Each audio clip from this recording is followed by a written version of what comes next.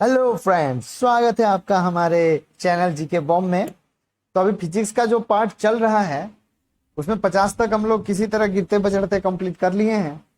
अब धीरे हम लोग अर्ध शतक से शतक की ओर बढ़ेंगे और कोशिश करेंगे कि दो दो पार्ट में 100 क्वेश्चन तक हो जाए। अभी आप लोग का एग्जाम भी आने वाला है रेलवे का, तो थोड़ा ज्यादा ध्यान दीजिएगा। ठीक है, तो 50 तक हो गया था। अब आगे हम लोग स्टार्ट करते हैं। तो क्वेश्चन देखिए 51 क्या है कि कूलम किसकी इकाई है। कूलम किसकी इकाई है? तो कूलम जो होता है विद्युत आवेश का इकाई होता है। आवेश मतलब क्या हुआ? चार्ज, है ना। विद्युत का चार्ज दो भाग में बांटते हैं, एगो प्लस एगो माइनस, मतलब पॉजिटिव नेगेटिव। तो वही है ऋणात्मक और धनात्मक। तो उसका जो इकाई है वो आवेश, मतलब कूलम की इकाई जो है वो आवेश का इकाई है। ऐसे ऐसे इसको याद कर लीजिए। ये ट्रिक से अगर सोचिएगा तो ऐसे देखिए, कुल, यहाँ पे कुल है, यहाँ आवेश है। तो ऐसे सोच लीजिए कि कुल आदमी क्या हो गया? आवेश में आ गया। नहीं, जब दो आदमी झगड़ा लड़ता है, ठीक है, तो किसी एक पार्टनर में बहुत ज्यादा आदमी है तो सब आवेश में आ जाता है, कुल के कुल आवेश में आ गया। ठीक है, तो कुल कुलम ऐसे याद कर सकते हैं। ऐसे तो ये ऐसे भी याद हो जाएगा, लेकिन किसी को अगर दिक्कत है तो इस तरह आप फनी वे में याद कर सकते हैं। नेक्स्ट क्वेश्चन है, दाब की एसआई इकाई है। दाब की एसआई इकाई देखिए, दाब पहले भी बताए हैं, दाब बराबर होता है बल बाई क्षेत्रफल। बल बाई क्या? क्षेत्रफल। बल का होता है न्यूटन और क्षेत्रफल का मीटर स्क्वायर, और इसी को पास्कल भी बोलते हैं। तो दाब का इकाई या तो न्यूटन मीटर स्क्वायर होगा या क्या होगा? पास्कल। ठीक है, तो देखते हैं हम लोग आंसर क्या है। दाब की एसआई इकाई देखिए, ए नंबर में पास्कल दिया है तो इसका पास्कल आंसर हो जाएगा। देखिए उसी चीज को देखिए कितना अच्छा से एक्सप्लेन भी किया है, जो हम बताएं वही वही चीज ये एक्सप्लेन किया हुआ है। दाब का देखिए लंबवत बल और तल का क्षेत्रफल, माने फोर्स बाई एरिया। तो फोर्स का होता है न्यूटन और इसका मीटर स्क्वायर। ठीक है, तो न्यूटन मीटर स्क्वायर, तो उसी को पास्कल बोलते हैं।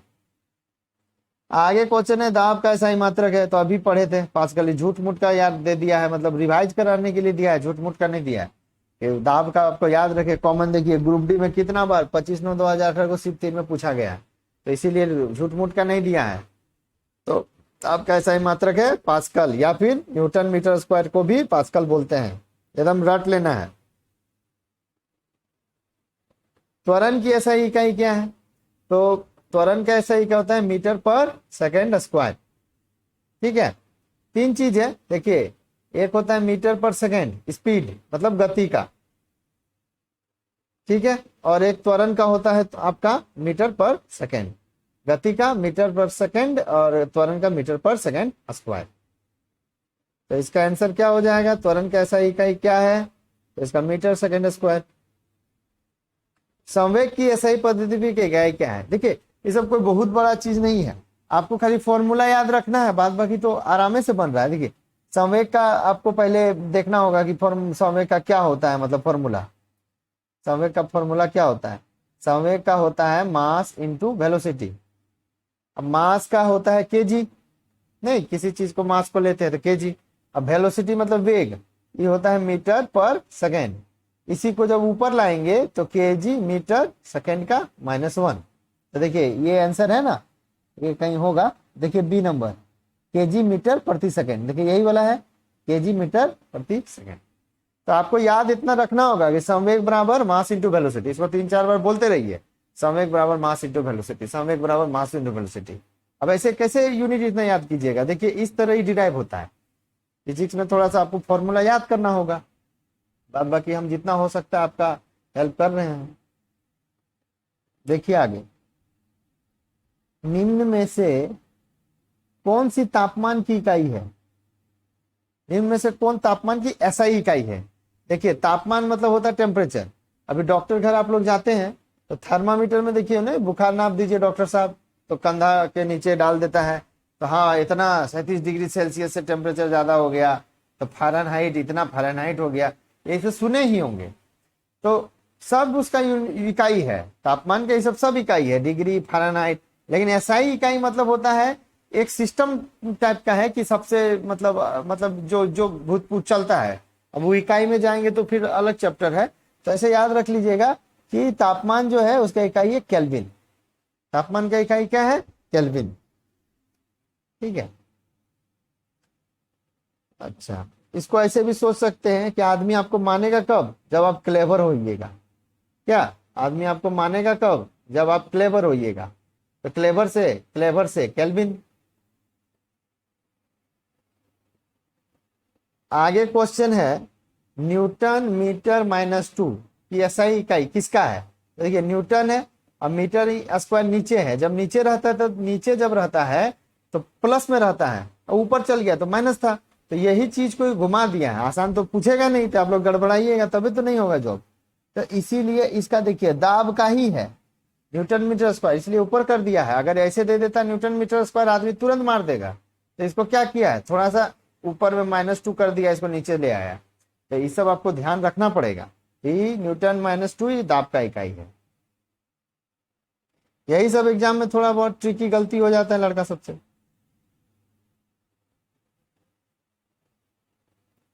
भार की एसआई इकाई वही है जो डैश की इकाई। देखिए भार जो है वेट है ना, वेट भार जो है उसका न्यूटन होता है। और हम लोग किसी पे बल लगाते हैं तो उसका भी न्यूटन होता है। तो भार का एसआई इकाई भी न्यूटन है और बल का भी न्यूटन है। तो वही क्वेश्चन है कि भार की एसआई इकाई वही है जो बल की एसआई इकाई। तो इसका सी नंबर आंसर होगा। आवेश की एसआई इकाई क्या है? आवेश का क्या है एसआई इकाई? कूलम है ना। यहाँ वोल्ट वाट एम्पियर और जूल दिया है, तो ये क्वेश्चन थोड़ा गलत है, इसमें कूलम देना चाहिए था। देखिए यहाँ है ना कूलम, तो ये थोड़ी छोड़ दीजिए इसको, कोई दिक्कत नहीं है। दी गई भौतिक राशियों में क्या सापेक्ष राशि नहीं है? दी गई भौतिक राशियों में क्या सापेक्ष राशि नहीं है? सापेक्ष का मतलब होता है कि कोई राशि किसी पे डिपेंड हो। ठीक है, सापेक्ष जैसे कि मान लीजिए कोई है, जैसे कोई बच्चा पढ़ रहा है, अब वो अपने पापा पे डिपेंड है पढ़ाई के लिए, तो वो उसका क्या है? सापेक्ष है, रिलेटिव है। अगर ये छोड़ देंगे तो फिर पढ़ नहीं पाएगा, पैसा नहीं मिलेगा तो कैसे पढ़ेगा। तो अब देखिए वेग का हम फॉर्मूला बताए थे मीटर पर सेकेंड। तो वेग जो है मीटर और सेकेंड दोनों पे डिपेंड है। ठीक है, त्वरण का होता है देखिए बी नंबर मीटर पर सेकेंड स्क्वायर, ये भी दो पे डिपेंड है। दूरी भी है, ठीक है, दूरी भी है, मीटर पे डिपेंड है। लेकिन जो समय है ये किसी पे डिपेंड नहीं है। इसमें समय जो है किसी के रिलेटिव नहीं चलता है। ठीक है, समय भौतिक राशियों में सापेक्ष राशि नहीं है, क्योंकि समय किसी अन्य भौतिक राशि पे निर्भर नहीं करता है, किसी चीज पे डिपेंड नहीं है उसका जो मतलब समय है। जैसे त्वरण है, जैसे वेग है, तो वेलोसिटी है, तो डिस्प्लेसमेंट बाय टाइम। ठीक है, तो वो डिस्प्लेसमेंट में डिपेंड है। एक्सीलरेशन है तो वेलोसिटी बाय टाइम, ये वेलोसिटी पे डिपेंड करता है। ठीक है, लेकिन वो किसी पे डिपेंड नहीं करता समय। ठीक है, वैसे भी समय चलता रहता है, समय आगे बढ़ता रहता है। आप काम कीजिए नहीं कीजिए, समय को उसे कोई मतलब नहीं है। निम्न में से किस राशि के लिए मात्रक नहीं है? तो देखिए किसका मात्रक नहीं है। पहला है घनत्व। घनत्व का देखिए पहले, घनत्व का होता है डेंसिटी मास बाय वॉल्यूम। तो इसका मात्रक हो जाता है केजी मीटर क्यूब। ये सब मेरे साथ आप कॉपी में लिखते चलिए तब याद रहेगा। बल है, बल का भी बताए थे न्यूटन। समय का भी पढ़ाए हैं आपको। समय का क्या पढ़ाए हैं? समय का भी पढ़ाए हैं मास इंटू वेलोसिटी, पीछे पढ़े थे ना जी। समय का मास इंटू वेलोसिटी। अब देखिए आपेक्षिक घनत्व, ये देखिए ये क्या है। आपेक्षिक घनत्व होता है कि डेंसिटी किसी भी लिक्विड का और डेंसिटी वाटर का। डेंसिटी कोई लिक्विड का और डेंसिटी वाटर का। तो डेंसिटी कट जाता है, जब कट जाएगा तो कुछ नहीं बचेगा। तो इसका क्या हो गया? कोई मात्रक ही नहीं है। तो इसीलिए 61 का सी आपेक्षिक घनत्व जो है ये आंसर होगा। इसका कोई मात्रक नहीं है। क्यों? क्योंकि आपेक्षिक घनत्व होता है density of liquid by density of water. किसी भी लिक्विड का डेंसिटी और पानी का, तो डेंसिटी कट जाता है तो यूनिट ही नहीं बचता है।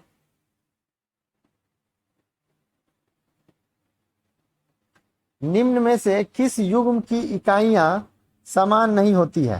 देखिए अब इकाई का मतलब क्या होगा कि हम लोग देखेंगे, हम लोग जैसे कैसे देखेंगे, पहला है चाल वेग, चाल का होता है मीटर पर सेकेंड, वेग का भी होता है मीटर सेकेंड। अब देखिए कार्य और ऊर्जा, कार्य का भी जूल में दिखाते हैं और ऊर्जा भी जूल में दिखाते हैं। दूरी और विस्थापन, तो दूरी भी मीटर में होता है, विस्थापन भी मीटर में होता है। लेकिन बल और दाब में अंतर है, बल न्यूटन में होता है और दाब किस में होता है, न्यूटन पर मीटर स्क्वायर। तो निम्न से किसकी इकाई समान नहीं है, तो डी नंबर, इसका जो इकाई है समान नहीं है, तो इसे याद रख लेना है। फिजिक्स से देखिए यूनिट चैप्टर है, ये जो हम चैप्टर डील कर रहे हैं वो आपका यूनिट चैप्टर है। तो यूनिट चैप्टर में यही सब मतलब आपको यूनिट को ही पकड़ना पड़ेगा। आगे क्वेश्चन है कि ओम मीटर किसकी इकाई है। तो देखिए हम आपको बताए थे कि किसी तार में जैसे कोई करंट जा रहा है और इधर तार का जो एटम है बोलेगा है तुमको जाने नहीं देंगे हम, तो इसी को बोलते हैं प्रतिरोध। तो क्या बोलते हैं, प्रतिरोध। इसको दिखाते हैं हम लोग ओम से। तो आपको पूछेगा कि प्रतिरोध जो है उसका ऐसा इकाई क्या है, ओम है, ये तो आपको याद है। अब एक बात आ रहा था प्रतिरोधकता, वो होता है R equal to rho L by A. देखिए ये सब आपको भी लिखना पड़ेगा तब याद होगा। तो यहां से जो रो है इसको प्रतिरोधकता बोलते थे। तो रो का वैल्यू क्या हो जाएगा, R इक्वल टू अगर रो एल बाई ए है तो रो इंटू ए इधर चल जाएगा और एल नीचे आ जाएगा बराबर रो। तो देखिए R का वैल्यू क्या है, ओम है, ए का मीटर स्क्वायर और एल का मीटर, मीटर मीटर कट जाएगा तो ओम मीटर। तो प्रतिरोधकता का जो वैल्यू है ओम मीटर आएगा। देखिए यही क्वेश्चन है कि ओम मीटर की इकाई है, तो ये ए नंबर प्रतिरोधकता। ये पिछले क्लास में भी आपको हम बताए हैं प्रूफ करके, तो ये सब आप लोग कॉपी में लिखते जाइए ताकि समझ में आएगा ना। ऐसे हम तो यहाँ पे फॉर्मूला लिख देंगे, प्रूफ कर देंगे, आप लोग कॉपी में लिखते जाइए, वीडियो को रोक रोक या स्क्रीनशॉट ले लीजिए। डैश की एसआई इकाई एम्पियर है। तो देखिए विद्युत धारा, विद्युत धारा का जो एसआई इकाई है वो एम्पियर है। सबका हम रिवाइज करा देते हैं। विभवांतर का होता है वोल्ट, आवेश का बोले थे ना, आवेश में आ गया कुल आवेश में आ गया, कुल आवेश में आ गया तो कूलम्ब। विद्युत धारा जो सी नंबर है इसका एम्पियर। अब प्रतिरोध का भी बताएं ओम। ये चारों बता दिए हैं, चारों अपना ठीक से कर लीजिएगा। मंदता की अंतरराष्ट्रीय एसआई इकाई क्या है, मंदता मतलब होता है रिटार्डेशन। जो एक्सेलरेशन है ना वही उसी टाइप का, नेगेटिव एक्सेलरेशन को मंदता बोलते हैं। एक सेकेंड क्या हो गया, चलिए ठीक है। नेगेटिव एक्सेलरेशन को, जैसे एक्सेलरेशन इधर बढ़ रहा है मतलब त्वरण जा रहा है तो पॉजिटिव हो गया, और अगर नेगेटिव एक्सेलरेशन हो उसको मंदता बोलते हैं, लेकिन यूनिट सेम होता है। त्वरण का भी मीटर पर सेकेंड स्क्वायर और मंदता का भी मीटर पर सेकेंड स्क्वायर। तो इसका डी नंबर आंसर होगा। 66 नंबर, निम्न में किन युग्म की एसआई इकाइयां समान है। तो देखिए बल और दूरी, बल का न्यूटन होता है, दूरी का मीटर होता है। संवेग और बल, बल का न्यूटन है, संवेग का क्या है, मास इंटू वेलोसिटी, मतलब इधर केजी और इधर मीटर सेकंड स्क्वायर, तो वही मैच नहीं करेगा। बल और दाब, बल का न्यूटन होता है और दाब का अभी बताया ना न्यूटन मीटर स्क्वायर। कार्य और ऊर्जा, इसका जो यूनिट है दोनों का सेम है, वो तो जूल। तो इन युग्म की इकाइयां समान है, डी नंबर आंसर होगा। 1 पास्कल, ये बहुत फेमस क्वेश्चन है, आपको बताया ना। फेमस क्वेश्चन क्या है कि 1 न्यूटन मीटर स्क्वायर को ही हम लोग क्या बोलते हैं, पास्कल बोलते हैं। तो इसको खोजिए, तो ऐसे न्यूटन मीटर स्क्वायर आपको नहीं दे देगा, थोड़ा कंफ्यूज कराने के लिए क्या देगा, न्यूटन मीटर अब -2 देगा। देखिए ई आंसर देगा आपका ए नंबर, ठीक है। 1 पास्कल बराबर इतना होता है, थोड़ा बहुत कंफ्यूज करेगा तभी तो लड़का गलत मारेगा, तो नो जॉब नहीं होगा। ये सब ध्यान रखना है, वहां गड़बड़ा के नहीं आना है। निम्नलिखित का सही मिलान कीजिए, निम्नलिखित का सही मिलान कीजिए। वाट, किलोवाट, 1 किलोवाट आवर। देखिए तो सबसे पहले वाट है, यहीं से देख लेते हैं, ठीक है। वाट का होता है न्यूटन मीटर पर सेकेंड, मतलब देखिए पावर बराबर वर्क डन बाय टाइम होता है, ठीक है। अब वर्क डन बराबर, वर्क डन मैंने कितना, कार्य का होगा जूल और टाइम का सेकेंड। अब जूल का ही होता है न्यूटन मीटर, तो पावर का फॉर्मूला न्यूटन मीटर पर सेकेंड। वाट से दिखाते हैं, 10 वाट, 4 वाट, ठीक है, ये तो समझ गए। 1 किलोवाट मैंने क्या हुआ, 1000 वाट। किलोवाट हो मैंने क्या हो गया, 1000 वाट। जब 1000 वाट बराबर हो जाएगा तो उसको हम 1 किलोवाट कहेंगे। ये भी हो गया, ठीक है।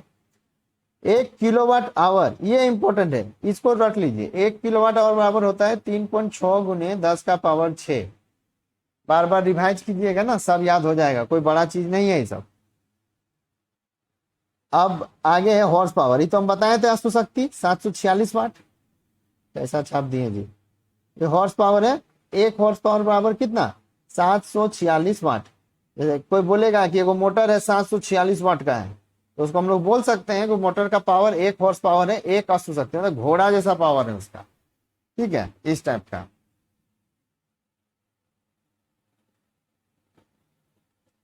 विभवांतर की एसआई इकाई क्या है, पिछला क्लास में हम बता दिए हैं, वो इसका क्या होगा, वोल्ट। अब आप लोग सबका बताइए, एम्पियर का विद्युत धारा, कोलाम का बोले थे कुल्ले को आवेश आ गया तो आवेश चार्ज, और ओम किसका, प्रतिरोध का। ऐसे बार बार ई बुक में ही फायदा है ना कि बार बार क्वेश्चन रिपीट किया है, तो उससे याद जल्दी हो जाता है। चलिए अब हम लोग मतलब इस चैप्टर को खत्म ही करने की ओर है, 2-4 और क्वेश्चन है तो कर लेते हैं। विद्युत धारा की अंतरराष्ट्रीय इकाई तो एम्पियर, जैसे विद्युत धारा तैसे एम्पियर, जैसे विभवांतर तैसे वोल्ट, जैसे प्रतिरोध वैसे ओम, और ओम मीटर तो प्रतिरोधकता। ऐसे बार बार रिवाइज कीजिएगा, अपने याद होगा, कोई बड़ा चीज थोड़े ना है। रिवीजन से ही आदमी का एक्यूरेसी परफेक्ट होता है, फिर उसका जॉब लग जाता है। चलिए, तरंग दैर्ध्य का सही मात्रक क्या है, तो तरंग दैर्ध्य का सही मात्रक मीटर है। वेवलेंथ है ना, जो प्रकाश चलती है मानते हैं कि तरंग जैसा चलती है, तो इसका एसआई मात्रक होता है कि हाँ इतना मीटर, ठीक है। ये वीवीआई थोड़ा है, मार लीजिए। इनमें से कौन सा एसआई इकाई में मोल का प्रतीक है, देखिए यहाँ मोल लिखा है, यहाँ देखिए मोल लिखा है ना, MOL मोल, मोल को MOL मोल से दिखाते हैं, आसान चीज है। विद्युत ऊर्जा व्यय का वाणिज्यिक मात्रक क्या है, विद्युत ऊर्जा व्यय का वाणिज्यिक मतलब कमर्शियल वैल्यू, कंपनी उम्पनी वाला। तो वाट तो हम लोग घर में मोटर वोटर में यूज करते हैं, कंपनी में किलो वाट, सीधे 1000 वाट से बात करेगा, सब क्या 10 वाट और 5 वाट यूज करेगा, तो वाणिज्यिक मात्रक किलो वाट।